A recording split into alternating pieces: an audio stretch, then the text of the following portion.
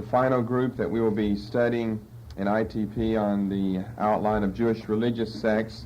It's kind of a summation of some of the earlier groups that we've looked at, and it's referred to as the Sanhedrin. It's not actually a religious sect. Again, like the last two things we've studied, the Herodians and the Zealots, it is a political body, but it certainly has religious overtones to it, and the people who are members are certainly a very religiously minded people. Sanhedrin, that's a well-known term. You might be surprised to find out that it doesn't appear anywhere in the King James Bible. It's kind of like, I guess I'd put it on the order of the Shekinah glory of God. It's a well-known church term. It's a very well-known church term that actually doesn't appear in the KJV. Now, you've got terms like glory, to be sure, in the King James Bible, but you don't have Shekinah glory. Shekinah's not even a... Well, it comes from some of the Jewish writings, from some of the rabbinical writings. It's certainly it expresses, let's say, a biblical idea. There's no doubt about that.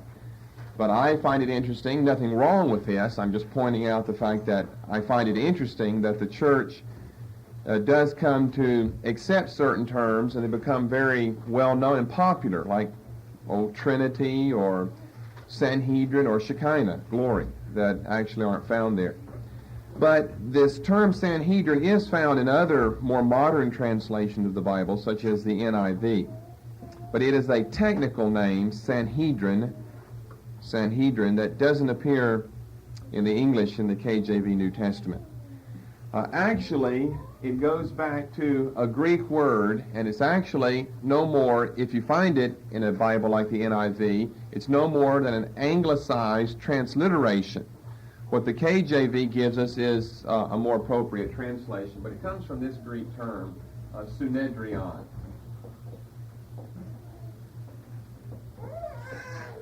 It looks like that, S-U-N-E-D-R-I-O-N, sunedrion. Sunedrion. You can kind of see how we get Sanhedrin from that. Sunedrion. That's a Greek term. If you have a Bible like the NIV or other modern translations, they give us Sanhedrin because that's a well-known church term. But that really doesn't tell you anything. Someone then has to tell you, you now don't know either what Sunedrion or Sanhedrin means. Someone would have to tell you what Sanhedrin or Sunedrion means. In the Greek, the word Sunedrion means a session or a council or a governing body of assembly. We would already know that since we already know what the Sanhedrin was. But I'm saying if you don't know what Sanhedrin is, you wouldn't know what the term would mean when it does appear. The KJV just refuses to give us this Sanhedrin term because it was not a term that was known then. That has become a well-known term in church circles since the time of 1611. But Sunedrion does occur in the Greek New Testament on 22 occasions. From Matthew through Acts, most of them in Acts. More in Acts, let's say, than in any single gospel. And it's always translated by the KJV as simply council. Council. C-O-U-N-C-I-L, not S-E-L. Council. It's never translated a governing body or assembly or session, but that's really just some additional meanings to Synedrion as council. So there's the term Sanhedrin. Sanhedrin. The KJV prefers to give us a translation of the term, which is really what the Bible is supposed to be all about, giving us, that is the English Bible, giving us a translation of the term. We wouldn't know what Sanhedrin is unless someone told us, and that's a more precise understanding of the term. But your more modern English translations prefer generally, I think, to give us the technical name, which is Sanhedrin. All right, there's a little bit about the term. Let's look some at the history of the Jewish Sanhedrin, the history of the Jewish Sanhedrin. Here we have on our hands yet another development in the intertestamental period, which is why it has to be placed and studied here. We have another development here in the 400 years between Malachi and Matthew that's not found precisely back in the Old Testament. The word for a Jewish council of any importance, anyway, first seems to appear around 50 BC. So this is a very late development. very late development in the ITP. The word first appears, now of course it wouldn't be the Greek term Sanhedrin, it would be some Hebrew or Aramaic term, but a term used to refer to some regularly convening official Jewish council. Doesn't appear until around 50 BC. It develops very rapidly into a high official state by the time of Christ. And then it essentially passes off the scene with the great destruction of the city and temple and nation in AD 70. So, really we're saying the Sanhedrin only lasts for about 100 years. The Sanhedrin only lasts for about 100 years. So many of these things we've been looking at with Jewish religious sects are very local and temporary, from the Hasidim and their descendants, the Pharisees, right on down to the Sanhedrin. I guess the Zealots would have been on the scene even a less amount of time than the Sanhedrin, but they're all on the scene for a very short period of time, and the Herodians for not a very long period either. So it's about 100 years, and the 100 years just so happen to coincide with the time of Christ as well as the time of the expanse of the early church. Now, if you go back to Matthew 5 and verse 22, here's actually the first time where the word appears, and you'll see how it's going to appear in the KJV, which will get you used to finding and locating some of the other passages where this pops up. Back in the very beginning of the Sermon on the Mount, in Matthew 5:22, Jesus uses this word. It's first reference, and it appears in the singular here, Matthew 5:22. He had said, "Ye have heard that it hath been said to them of old time, Thou shalt not kill, and whosoever shall kill will be in danger of the judgment. But I say unto you, that whosoever is angry with his brother shall be in danger of the judgment, and whosoever shall say unto his brother, Rakah, shall be in danger of the council. And whosoever shall say, Thou fool, shall be in danger of hell fire." Well, you have to know something of the Jewish background here. Whoever shall say, Rakah, it's an Aramaic word, meaning something like, you foolish one, it's just not quite as strong as thou fool in the end of the passage here, would be in danger of being called before the Jewish high court, the Jewish high council. Call the council here. C-O-U-N-C-I-L, not S-E-L. The council, which would be the Sanhedrin. Now, in the same gospel over in chapter 10, it appears on a couple of occasions in the plural, or once here in Matthew 10 and a similar passage over in Mark. It appears in the plural. Matthew 10 and verse 17. Now that might serve to maybe throw some people for a loop, because they think of the Sanhedrin as, well, whatever they think, but some local situation in Jerusalem, a high official religio-political or politico-religious court that convenes in Israel that tries cases brought before it concerning Jewish people. Couldn't try others. They weren't in their jurisdiction. But concerning Jewish people. Well, what are we going to do with the plural of the term? Matthew 10:17. Beware of men, for they will deliver you up to the councils. Now that's that Sanhedrin term. Not some other term. There are other terms for council as well. You know, like if we're going to have a council or an assembly among the Greeks at Ephesus in Acts 19, you'll have a different term there. Councils, they will scourge you in their synagogues, and then you've got verse 18, you'll be brought before governors and kings for my sake and for a testimony against them and the Gentiles. In other words, we couldn't make this term councils in verse 17 applied to some Gentile situation out there. The Gentiles are dealt with in verse 18. This is a prediction, as you know, of what's going to happen with the early church and its ministers. That they are going to, if they follow Jesus, suffer the things that Jesus suffered. And it will start among the Jews, verse 17. They will deliver you up to the councils. That's a word for a Jewish body of assembly and session. They will scourge you in their synagogues. You know that's Jewish in connotation. Then when you go to verse 18, you'll be brought before governors and kings. Well, the Jews don't have governors or kings. That's a Roman or a Gentile situation. The same is found also over in Mark 13:9. We don't need to turn over there. It's the same account. Mark 13:9.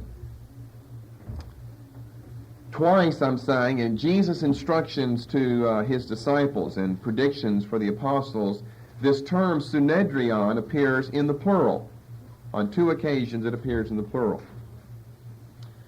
Well, here's one point that maybe a lot of people in the church who use the term Sanhedrin and who know something about the great Jewish governing body don't know or don't realize. Maybe you don't. Maybe you do. I don't know, but we'll find out. And that is that in every important city of the diaspora, which would mean it would have to have a large Jewish constituency, there was a local Sanhedrin. Every city has a Sanhedrin, if you've got a large enough Jewish population, which was made up of 23 members. So Jesus knows what he's talking about here when he uses the term Sanhedrin in the plural. Now, I don't know what you want to do with those appearances of the term council. I haven't done anything with mine, but I do want you to realize that in a Jewish-type setting in the Gospels or Acts, remember that we're talking about the Sanhedrin or Sanhedrins. It's not just like council that doesn't tell you, well, it tells you what it is, but it doesn't register because you're familiar with that term. When you get a technical term, Sanhedrin, capital S, a proper name, then you think, all right, this is an official Jewish body here. Council wasn't like, well, the apostles would be out preaching and a group of Jews would stir up a mob and appoint, self-appointed members here and try the apostles or something. No, this was a real, local, existing Jewish governing body that governed the Jewish part, the Jewish community of that town, all over the diaspora world. There was one in Rome, there's one in Corinth, there's one in Thessalonica, there's one in Jerusalem, there's one in the other cities of Galilee, there's one everywhere. There's one in Alexandria, there's one in Babylon. Wherever you can find Jews, you can find Sanhedrins. So Jesus has to use the plural term because the apostles, we know from the story of Acts, often gain entrance into that local area by preaching where? Well, in the synagogue. Synagogues are mentioned in the end of this verse. So they can preach to the Jews, preach to the proselytes, and more importantly than either one of those groups, preach to the God-fearers. So he knows what he's talking about in predicting that in all these cities there are going to be Sanhedrins, maybe small s to keep it differentiated from the one we're going to talk about in a moment, but Sanhedrins nonetheless, that were official, that had ruling capacity, that had lawmaking and punishment capacity within that local Jewish community. Now the Gentiles of the community might not recognize that, but then so many of the early apostles were Jews, so it would be of no concern to the Gentiles. Unless the Jews try to stir the Gentiles up, which on occasions they do. But there is one great Sanhedrin, capital S, and that was at Jerusalem. And it was the highest political and religious court in all of Jewry, both at home and abroad, whether in Palestine or out in the diaspora. And some of the local Sanhedrin spread throughout the Roman world could have their cases appealed and taken further past them to the one great Sanhedrin back in Jerusalem. That was the big important one. So if we're going to distinguish them, we could keep in mind capital and small case Sanhedrin. Capital S would be the one at Jerusalem, and small case would be all those many Sanhedrins or councils spread throughout the diaspora world.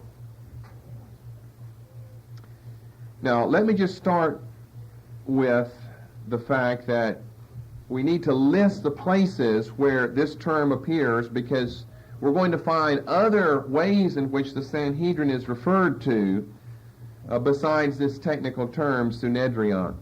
I said that it appears about 22 times. Sanhedrin.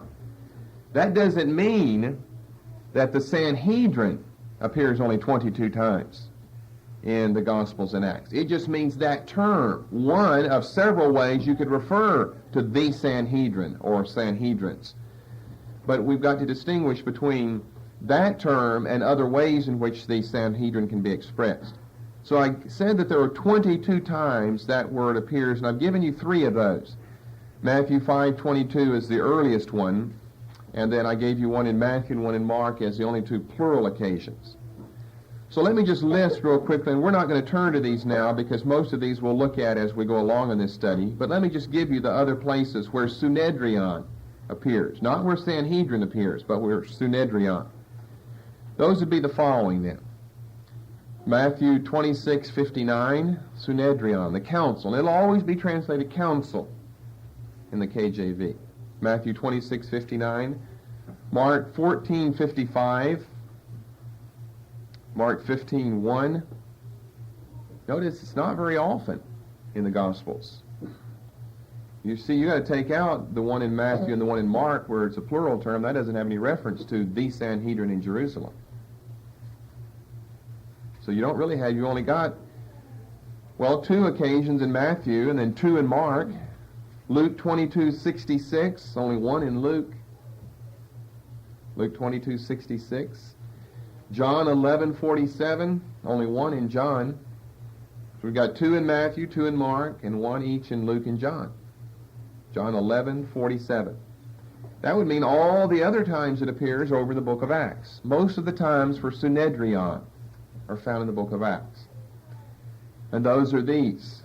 Acts 4:15. Then in chapter 5, it appears in 4 verses. 21, 27, 34, and 41. Then in chapter 6, verses 12 and 15. In chapter 22, verse 30. In chapter 23, it appears on a few occasions, verses 1, 6, 15, 20, and 28. The last time that it pops up is in Acts chapter 24 and verse 20. You count those up, and I think that should be 22 times, if you add the earlier ones that I've already given you. So let's move beyond the history and just that term Sanhedrin to what we're going to spend our time in this study on this occasion discussing, and that is the constituency of the Sanhedrin. What made up the Sanhedrin? We're talking now about the one in Jerusalem. The Sanhedrin does appear in the New Testament far more times than just those almost 24 places where Sanhedrin is used. That's the actual Greek word. The Sanhedrin appears far more times than those 22. Probably at least double that, if not more. So Sanhedrin is only one way to refer to the Sanhedrin in Jerusalem. It's the shortest, briefest way. You just use one word, Sanhedrin. The other way to refer to the Sanhedrin is to refer to it by its constituency. You'll understand what I mean by that here in a moment. The other type of designation, the other way you refer to the Sanhedrin, is to refer to its constituency. That is, to refer to some or all of the groups that make up the Sanhedrin. And in referring to some or all of the groups that make up the Sanhedrin, you obviously have a reference to the Sanhedrin itself. Generally, I would say that's the way it's referred to, especially as is true in the Gospels. In the book of Acts, it's generally referred to by Sanhedrin, the one precise Greek term, translated council, the book of Acts. In the Gospel, Sanhedrin appears many times, as many if not more, probably more than you'll find in the book of Acts, but not by that term Sanhedrin. It appears another way. It appears by means of constituency. So let's describe that Jerusalem council and its constituency. The Jerusalem Great Sanhedrin was a court of law made up of evidently 71 members. Now that's 71 versus 23 for the Sanhedrins and all of the other Jewish diaspora cities. Evidently made up of 71 members. Now that number 70, we'll discuss the additional one here in a moment, that number 70 was not arbitrary. That has some background to it in Jewish history. If you go back into the book of Numbers, in Numbers chapter 11, Numbers 11 in verse 16, Numbers 11 in verse 16, we actually see back in the day of Moses that because the burden of the people was too great on occasions for Moses to carry or to bear, he asked God for help, and God gave him help. And God said in verse 16 of Numbers 11, "Gather unto me 70 men of the elders of Israel, whom thou knowest to be the elders of the people, and officers over them, and bring them unto the tabernacle of the congregation, that they may stand there with thee.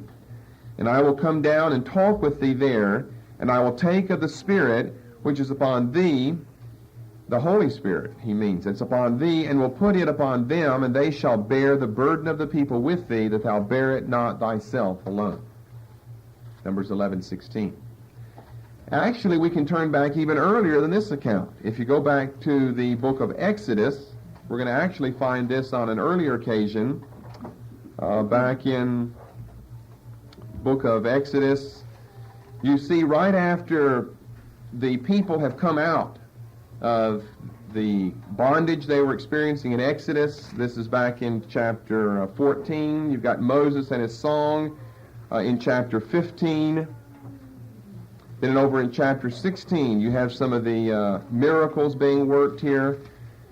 And then by the time we get over into chapter 18, book of Exodus chapter 18, you probably remember this account, how Moses is just being worn thin, as it were, because all the people have their questions to answer. And his father-in-law, Jethro, notices the impropriety of this all and says, "This doesn't make any sense. You need to have some help in watching over the people." So beginning with verse 13 in Exodus 18, he gives him the counsel to choose some men. You look down in verse 21. They've got to meet some characteristics here, such as fear of God, men of truth, hating covetousness. Place them over the people. Let them judge the people at all the seasons. Verse 22. And, of course, he goes on to say that in the difficult cases, let them come before you. In the small cases, let them go before the men. Now, I don't know that we have any definite number that's permanently established on that occasion, but we have the idea of some type of council, some type of governing body ruling over Israel, in addition to this chief man, Moses. It does become official as 70 elders in Numbers chapter 11, verse 16 and verse 17.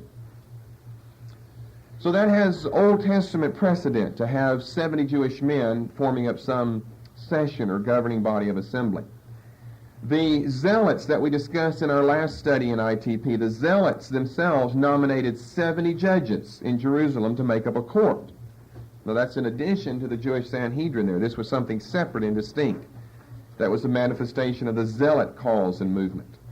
But the Zealots nominated their 70 judges in Jerusalem to make up a court whenever they took over the city, you remember, in AD 66. And Josephus himself, at the start of the Jewish War, same year, AD 66, Josephus, who was a very important Jewish man at that time, not only one who sat down later and wrote a history of that war, but he was involved in that war. More or less a traitor, the Jews thought. He went over to the side of the Romans, and the Romans let him live as a result of that. But Josephus appointed a council of 70 men in Galilee. So we've got all types of situations and all types of examples of the Jews appointing a group of 70 men over them. What about that 71? Well, the extra one was, of course, the high priest, who alone could both call and preside over the Sanhedrin. That's where we get the extra one. You know, we could go back to Moses, and there we've really got a council of 71. 70 elders, and Moses is one. Or Josephus, 70 men, plus Josephus, 71. You always end up with 70 and 1. And there are all types of other examples. You might remember the name of the Septuagint and some of the theories, the legends behind that it was done by 70 or 71 or 72 men. And there's always 70. These sevens are always appearing in Jewish history as far as governing bodies are concerned, or bodies that do something important. So if the extra one is the high priest, then who are the other people? Well, that's what I want to get into. The other members come from 3 different ranks in Jewish society. The Sanhedrin, in other words, is actually made up of 3 parts. The 3 parts don't necessarily agree on a lot of matters either. I guess you could say you've got a fairly representative or democratic type organization here, because the groups don't necessarily agree. You've got 3 different groups I think maybe two of them agree more or less among themselves, and a third group is kind of like an outsider group, but yet you'll see why they needed them. But regardless of that, whenever ultimate truth is at stake, Jesus' teaching, the apostles' teaching, then the Sanhedrin finds it within itself to rally around that common foe. So the first group is known as the chief priests, the New Testament's chief priests. Maybe I need to write some of these terms up here for you, because I want to give one of the others I don't think I've given to you in Greek before, so we're going to need to have that one up here.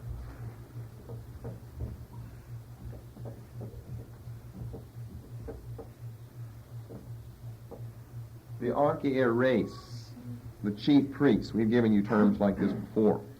The chief priests made up one part of the Sanhedrin, Archiereis. We know them to be aristocratic, do we not? Most of them Sadducean. And they are related to important past and present high priestly families. The chief priests. We've got all that on tape before, so we won't go over that again. But that is one part, 1/3, let's say. Now, I don't think you can exactly divide the Sanhedrin up numerically into 3 equal parts of 1/3. But they made up, let's say, 1/3 of the Sanhedrin, the chief priests. Then we've got another group who are known by this term.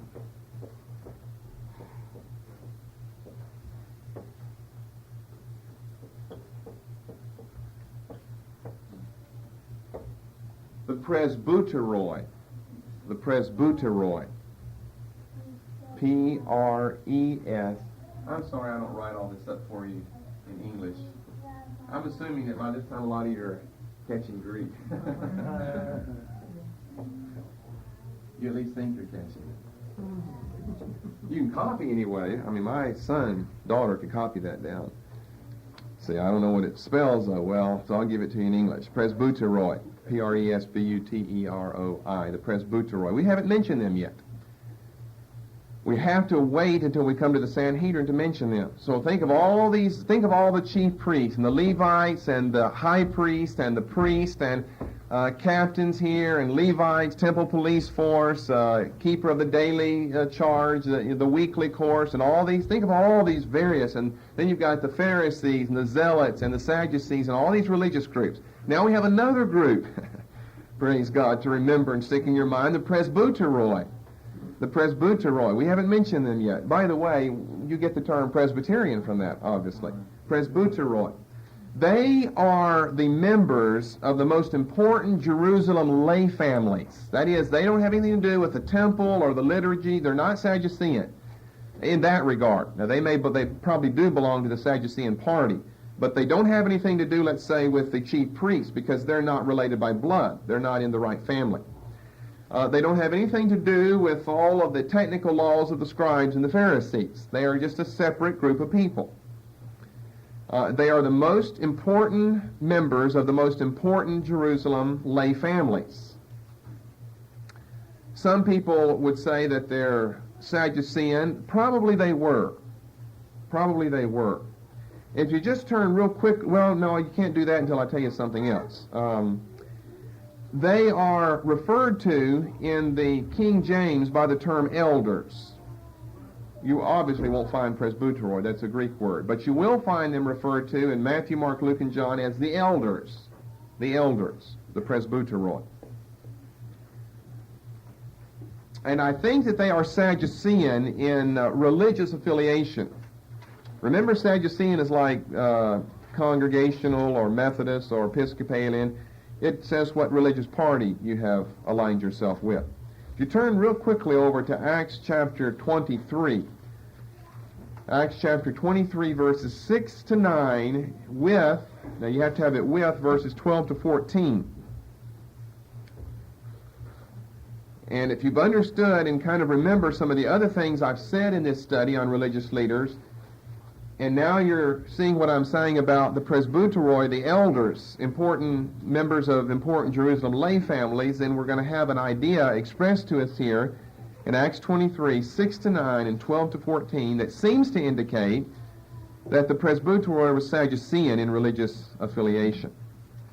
In verses 6-9, remember Paul cries, "I'm a Pharisee," and he divides the council. The council here is said to have been made up of Sadducees and Pharisees. Well, two groups. Well, it's only speaking of the people in the Sanhedrin by religious association. It doesn't mention anything about chief priests. Well, the chief priests are Sadducees, are they not? So there, you've covered them when you've said Sadducee.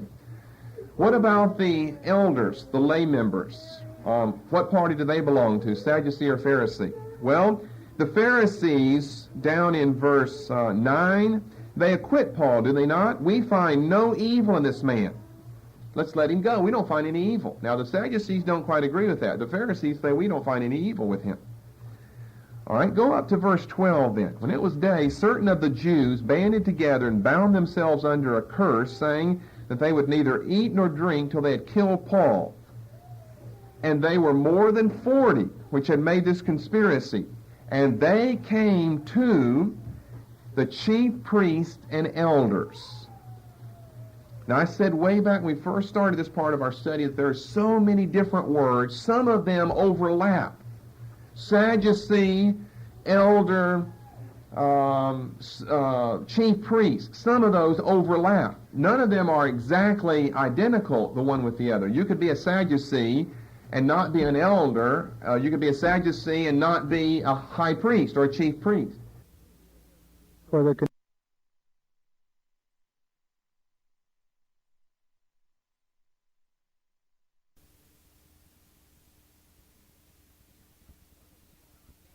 None of them are exactly identical, the one with the other. You could be a Sadducee and not be an elder.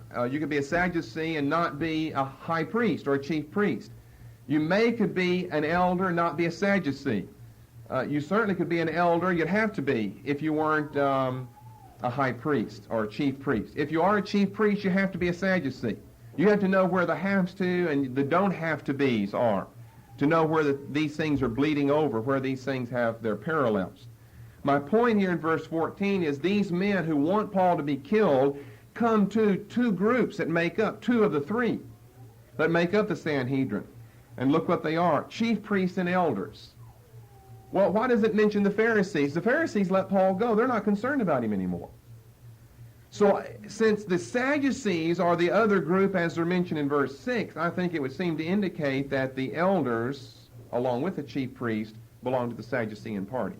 The Sadducees are not satisfied to let the Apostle Paul go. We know the chief priests are Sadducees.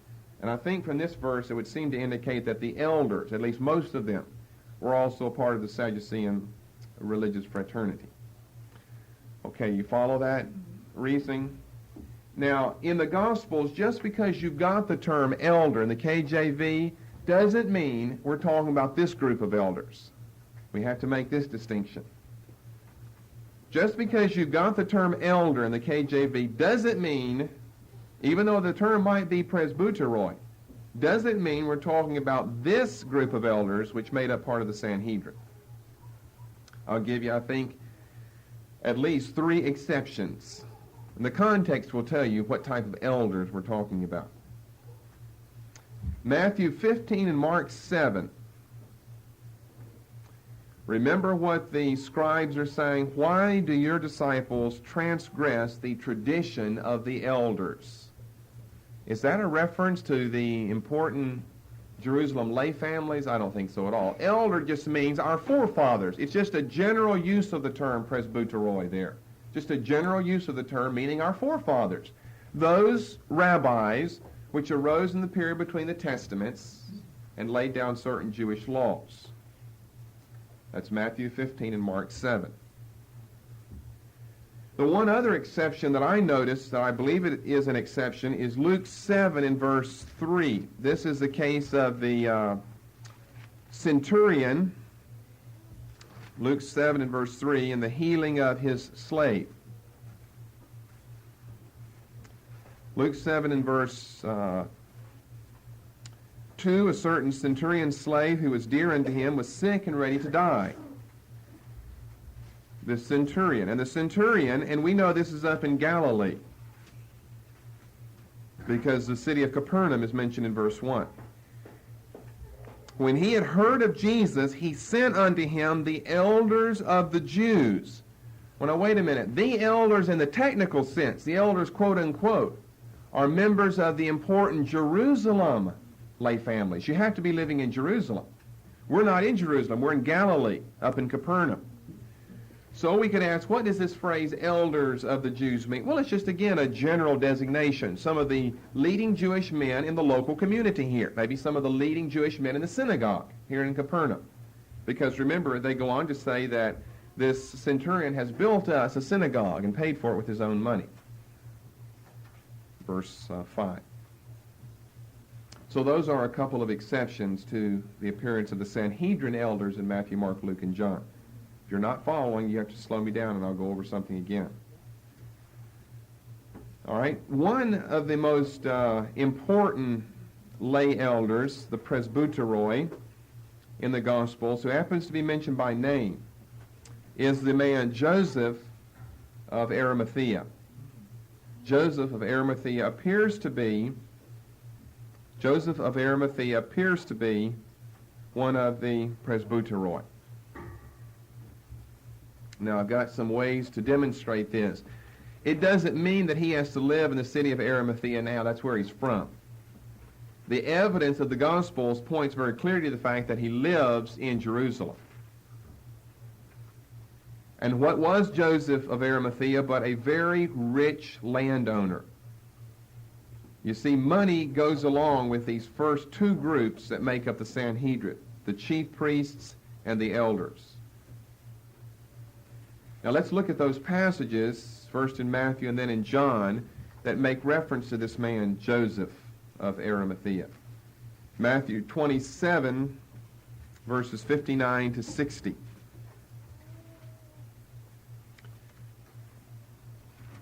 Well, really, we've got to start up a little bit earlier. In verse 57, when evening was come, there came a rich man out of Arimathea. By the way, Arimathea is not far from Jerusalem. Named Joseph, who also himself was Jesus' disciple. Now, by this time, he's become a disciple of the Lord, as his friend does, who's also a fellow member of the Sanhedrin, Nicodemus. He went to Pilate and begged the body of Jesus. Then Pilate commanded the body to be delivered. And when Joseph had taken the body, he wrapped it in a clean linen cloth and laid it in his own new tomb. Now, where was Jesus buried? In Arimathea? No, in Jerusalem. So Joseph has to live in Jerusalem. Maybe he's got another residence in Arimathea, but he has to live in Jerusalem. That's where his tomb is. That's where he owns a lot of things here, as we'll see in a moment. He rolled a great stone to the door of the sepulchre and departed. All right, then if you turn over to John, Gospel of John, chapter 19, verse 38. I don't know if you would have known who Joseph was. You know that he appears here in the passion, or really the burial scene concerning Christ. He appears on a few occasions here, but he's not just some no-name anonymous figure, some Jewish anonymous figure who happens to be on the scene around this time. He is a part of the Sanhedrin, I believe. John 19:38. After this, Joseph of Arimathea, being a disciple of Jesus, but secretly for fear of the Jews, besought Pilate that he might take away the body of Jesus, and Pilate gave him leave.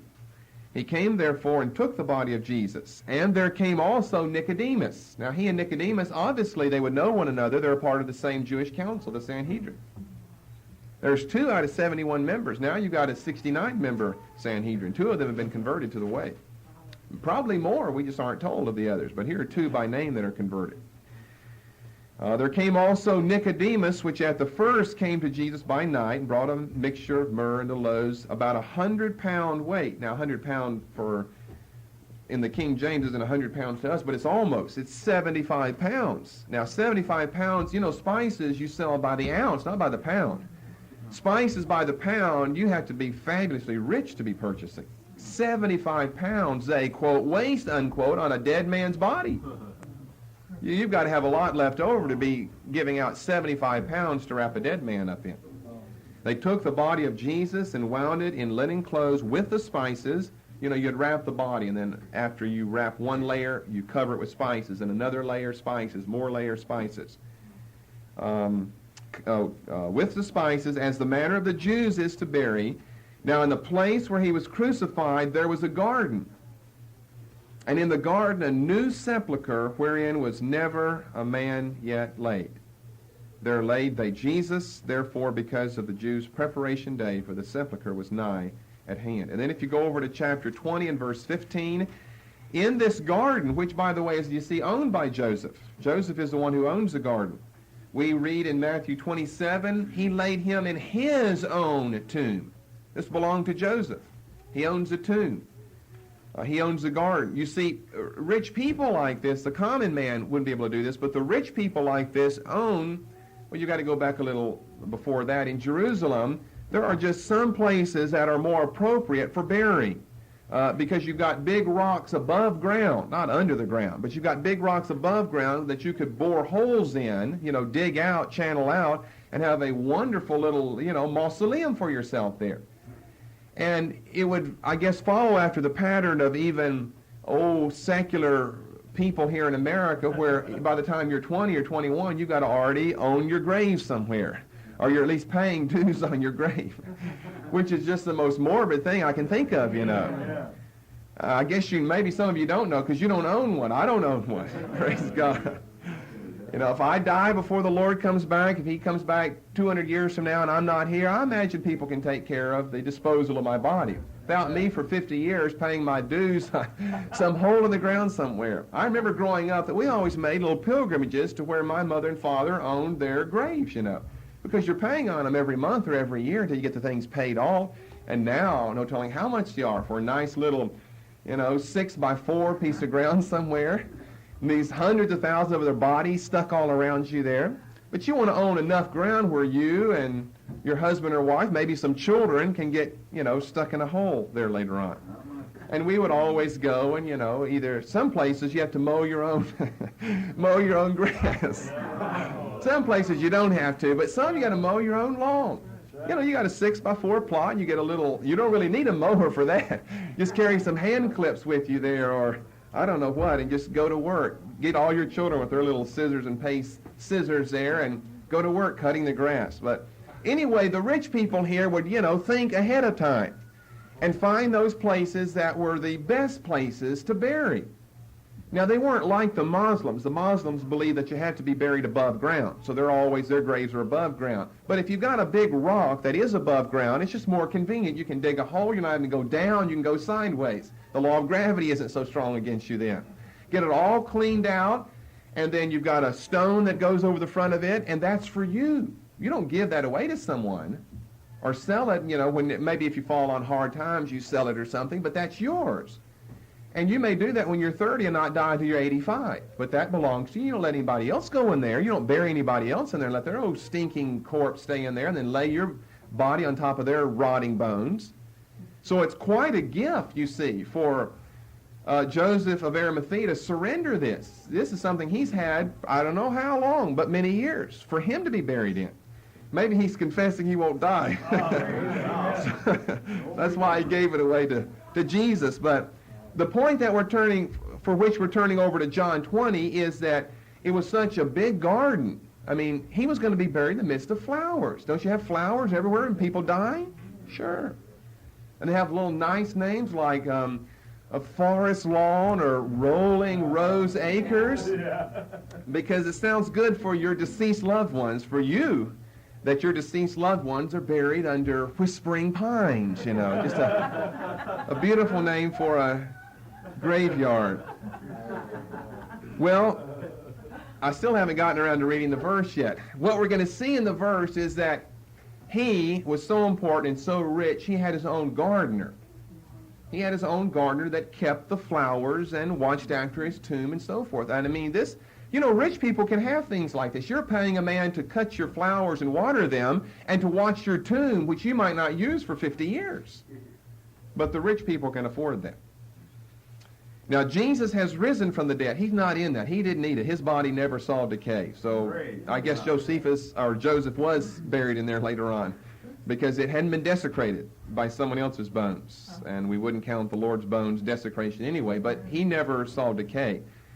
And so the Lord has arisen, and Mary Magdalene is there, and she doesn't recognize him. Verse 15, Jesus saith unto her, Woman, why weepest thou? Whom seekest thou? She, supposing him to be the gardener.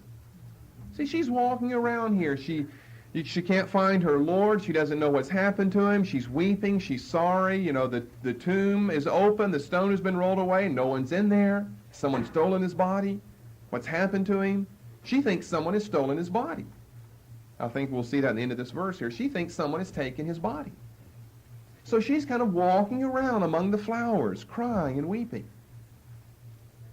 And Jesus now has a resurrection body. So he doesn't have to step out from behind a tree. He can just materialize. He just appears. He can be invisible, then he can appear. So he just appears in the garden.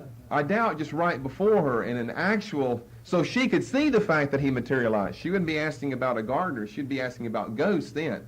Probably he materialized behind her and then spoke to her, and she turns around and sees and supposes he's the gardener.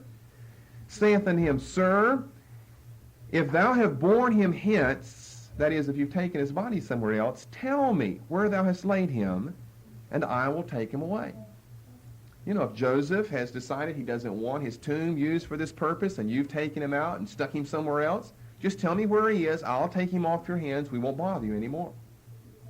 Jesus saith unto her, Mary.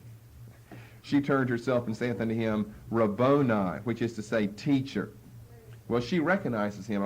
She didn't recognize him by sight or by his first words. He just has the resurrection body we see in the end of John and the other Gospels, has that type of capability, like in the end of Luke, to appear to the two disciples on the road to Emmaus to talk to them.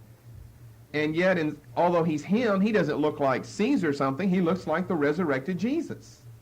But somehow there's something about it that can keep people from recognizing who it really is. And it takes some special significant moment before the revelation occurs. Over in Luke chapter 24, what was it there? The breaking of the bread. When he sat down, they invited him to eat. He said, no, I'll go. And they said, no, stay. Well, okay, I'll stay. And he stays. And he broke bread, and whenever they saw him break bread, there was something about that they reminded them of who this was. It reminded them of the first breaking of bread, and they knew it was the Lord.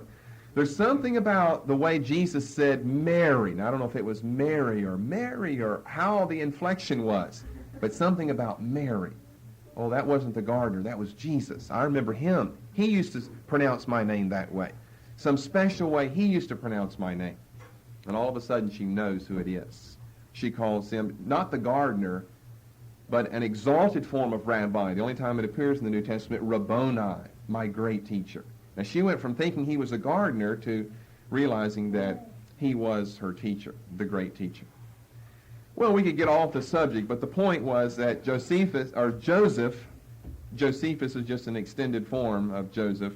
Joseph happens to be an elder among the Jews, a presbyteroi, a lay member. Proven by the fact that he's very rich, he's in Jerusalem, and so forth. That's a second group. The third group that makes up the Sanhedrin, I've already given it to you before, grammateis, Grammateis, Grammateis, Grammateis, which of course refers to those grammar students, the scribes. Grammateis, Grammateis. So to drop the Greek, we don't need to remember that. We have this. The chief priests, number 1, Sadducean in affiliation. The elders, number 2, most of them probably Sadducean in affiliation. The scribes, number 3. Most of them Pharisaic in affiliation. The scribes happen to be the best trained when it comes to doctrine, but they're the lowest class in the Sanhedrin. They don't have money, not necessarily. Maybe a few of them do, but they don't have money. The rich people are the first two groups. They, the scribes, are not the rich, aristocratic supporters of Hellenism, but they are the trained, expert legal scholars. And most of them would be of Pharisaic persuasion. So those are the three parts of the Sanhedrin, the three groups that make the Sanhedrin up. The chief priests, the elders, and the scribes. Now, let me give you the different ways in which those three, or sometimes only two, of those groups appear in the Gospels and the book of Acts. And anytime you find one of these arrangements, although you're not going to find Sanhedrin, we're still talking about the Jewish Sanhedrin. So remember, you've got two ways to refer to it, either by its technical name, Sanhedrin, the council, or by means of its constituency, two or more of the parts that make it up. Most of the time in the New Testament, as well as in the writings of Josephus, the chief priests are mentioned first in this listing. Rarely are they mentioned second, or even more rarely are they excluded completely. But here are the ways in which you will see this appear. Number one, you'll see them appear in all three forms: the chief priests, the elders, and the scribes. Or you could have the last two reversed: the chief priests, the scribes, and the elders. Chief priests, elders, and scribes. Here's where that formulation appears. Matthew 16:21, Matthew 26, verses 3 and 57, Matthew 27:41. Now, Sanhedrin only appears in Matthew twice. Do we have the Sanhedrin referred to only twice? Hardly. By that name, yes. But here we've got some other ways in which we can refer in Matthew to the Sanhedrin. Then in Mark 8:31, Mark 11:27, Mark 15:1, Luke 9:22, Luke 19:47, and skip a little space after that, and I'll come back and make one little small comment on it. Luke 20 and verse 1, Luke 22:66, and Acts 4:5. The chief priests, the elders, and the scribes. The only different thing in any of those scriptures is found in Luke 19:47, and rather than the phrase elders, you have this phrase, the chief of the people. The chief of the people. Well, obviously that means the elders. The chief of the people. You've got the other terms, chief priests and scribes, so it couldn't refer to either one of those groups. You don't have presbyteroi elders, but you've got the chief of the people. The chief priests, the scribes, and the chief of the people. Luke 19:47. All right, here's a second way in which it will appear. That's the places where all three are found. In all of these other examples, only two of them will be found. Here the two are the chief priests and the scribes. The chief priest and scribes. Matthew 2:4, Matthew 20:18, and Matthew 21:15. And we have a lot over in Mark. Mark 10:33, Mark 11:18. Then in chapter 14, verses 1, 43, and 53, Mark 15:31, Luke 20:19, 22:2, and 23:10. Chief priests and scribes. Then here's a third way Sanhedrin can appear, again by only two of the groups. The chief priests and Pharisees. Well, you see, that's the same as number two. Chief priests and scribes, chief priests and Pharisees, that's the same thing. But on one occasion, you're mentioning the scribes by what they do, their occupation. They're scribes. The second occasion, you're making reference to the same group, the scribes, by their religious affiliation, the Pharisees. That's found in Matthew 21:45, Matthew 27:62, John 7:32 and 45, John 11, 47 and 57, and John 18, 3. The chief priests and Pharisees. That's the same as number 2 that I gave you, chief priests and scribes, but you're referring to them by different titles. Same group, though, that third low-caste group. Then number 4, you can refer to the Sanhedrin by this name, the chief priests and the elders. In other words, we've got various mixes of these 3 terms. The chief priests and the elders. Matthew 21, 23, Matthew 26, 47 and 59. Then in Matthew 27, verses 1, 3, 12, and 20. Matthew 28, verses 11 and 12. Acts 4:23, 23:14, and 25:15. Those are the places where you have the Sanhedrin referred to as the chief priests and the elders. Then here's a 5th way, the chief priest and the rulers.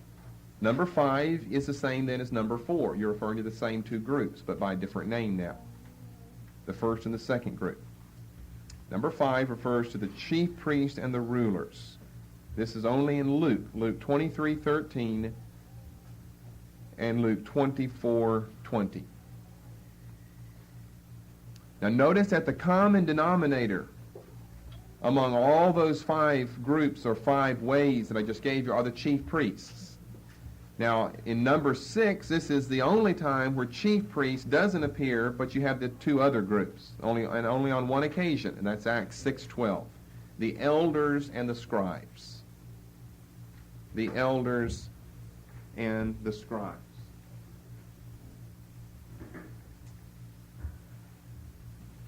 Now, I'm through this morning, but I just kind of want to diagram that for you in 2 different ways. Let's talk about, we've got group 1, group 2, group 3.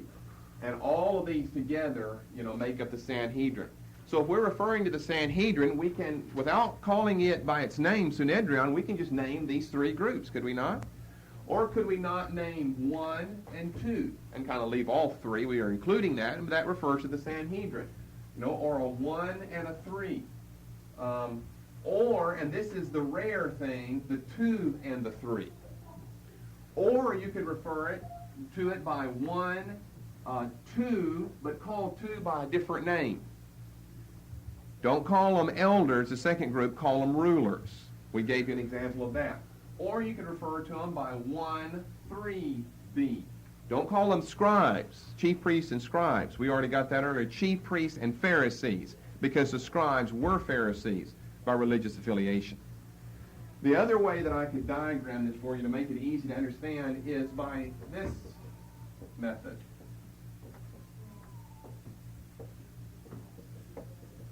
All right, doesn't this refer to the Old Testament, the law, the prophets, the writings? But you could just call it the law, or the law and the prophets. Or the prophets could refer really to the whole Old Testament. I guess rarely the writings. That's kind of the lowest group down there. I find almost a parallel here. Law is the most important thing, equals a chief priest. Second most important thing, the prophets, would equal the elders. And the lowest group, the writings that aren't that important, are the writings. That would find their parallel with the third group down here, known as the scribes. So look, we've got just dozens of occasions where the Sanhedrin appears. Only 22 under the name Synedrion or council. But several dozen more, a couple of score almost more, by reference to the constituency.